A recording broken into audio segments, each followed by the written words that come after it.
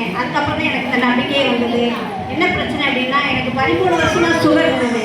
அந்த சுகரை வந்து நானும் எத்தனையோ டாக்டர்கிட்ட பார்த்துட்டேன், கட்டுப்படுத்த முடியல. அந்த சுகரால் நான் பல பிரச்சனைகளை சந்தித்தேன். இங்கேருந்து சென்னை வரைக்கும் கூட போய் நான் ட்ரீட்மெண்ட் எடுத்திருக்கேன். ஆனால் சுகரை கட்டுப்படுத்தவே முடியல.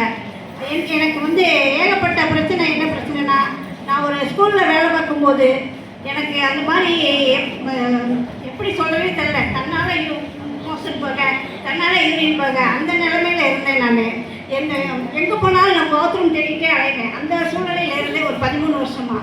என்னுடைய பிள்ளைங்கள் எங்கேயும் நல்லது கெட்டதுக்கு எங்கேயுமே நான் போக முடியாமல் இருந்தேன்.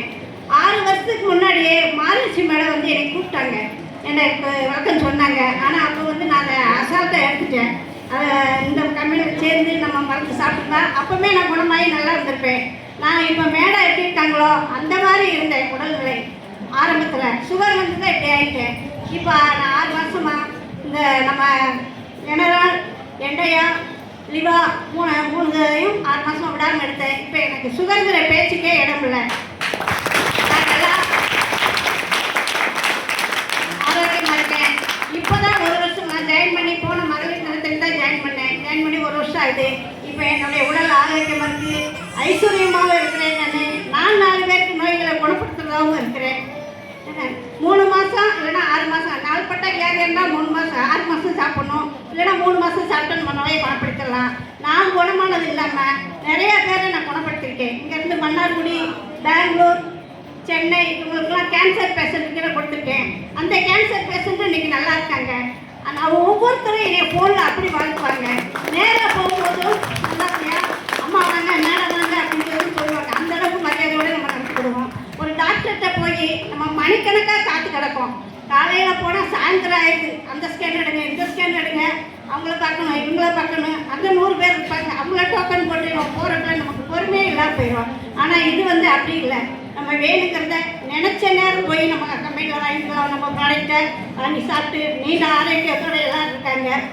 கேன்சர் பேஷண்ட் இன்றைக்கி ஒரு பேஷண்ட்டை பேட்டி கொடுத்துருக்கா, வர சொல்லிட்டேன். அவங்க குடும்ப சூழ்நிலை கொஞ்சம் வேறு மாதிரி ஆகி போச்சு, அதனால் அவங்க வர முடியல. இல்லைன்னா நேரம் வந்து அந்த கேன்சர் பேஷண்ட் சொல்லியிருப்பாங்க. மன்னார்குடியிலேருந்து ஒரு தாத்தா ஒரு முதல் மாதம் படுக்கையாக இருந்தாங்க. எங்கள் பொண்ணும் அவங்க பொண்ணு சென்னையில் ஃப்ரெண்ட்ஷிப்பாக இருந்தாங்க, ஒரே குவார்ட்டர்ஸில், போலீஸ் குவார்ட்டர்ஸில். அப்போ அவங்க பொண்ணு வருத்தப்பட்டிருக்காங்க, எங்கள் அப்பாவுக்கு எப்படி இருக்குது, எங்கே கொண்டு போனாலும் சரி பண்ண முடியல, மலைக்குள்ளாயில் கேன்சர் இருக்குது, எனக்கு ரொம்ப கஷ்டமாக இருக்குன்னு சொல்லி அழுதுருக்காங்க. அப்போ எங்கள் பொண்ணு சொல்லியிருக்கு, எங்கள் அம்மா அந்த மாதிரி ஒரு கம்பெனியில் ஜாயின் பண்ணியிருக்காங்க, எங்கள் அம்மாவுக்கு சுகரே இல்லாமல் போயிடுச்சு, நீங்களும் அங்கே மருந்து எடுத்து சாப்பிடுங்க, மருந்து வாங்கி சாப்பிடுங்க, எங்கள் அம்மாவை நான் அனுப்ப சொல்கிறேன் அப்படின்னு இருக்காங்க. அவங்க அந்த பெரியவரை நாங்கள் பார்க்கவே இல்லை. அவருக்கு 75 வயசு இருக்கும். ஒரு மலக்குள்ளாயில் கேன்சர் இருந்தால் 75 வயசு ஆள் எப்படி இருப்பாங்க? அவர் அப்படியே சோர்ந்து போய் படுக்கையாக இருந்தார். அவங்க ரிப்போர்ட்டை மட்டும் தான் எனக்கு செல்ஃபோனில் அனுப்பி வச்சாங்க. நான் வந்து மேடத்தை காமிச்சு என்னென்ன கொடுக்கணும்னு சொல்லி கொடுத்து விட்டோம். கரெக்டாக 1 மாதம் சாப்பிட்டாரு, 2வது மாதம் சாப்பிட்டாரு, 3வது மாதம் அவரே எழுந்து நம்ம கம்பெனிக்கே வந்துட்டாரு. மன்னார்குடியில் காலையில் 5 மணிக்கு வந்து ஃபோன் பார்த்தாங்க.